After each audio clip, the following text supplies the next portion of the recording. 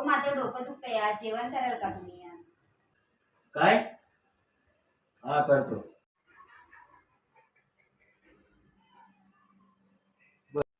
चला आराम करूया जरा.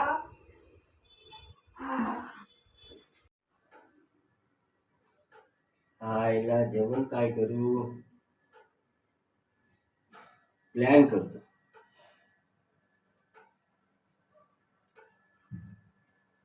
हॅलो. हा भाऊजी, बरे आहात काय? कोणाचा फोन आहे? अगं तुझा दादा येतोय. दादा येतोय ना, मग मी जेवण करते द्या. अहो जेवण झालं.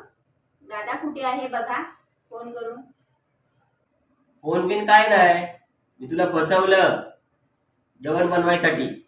काय?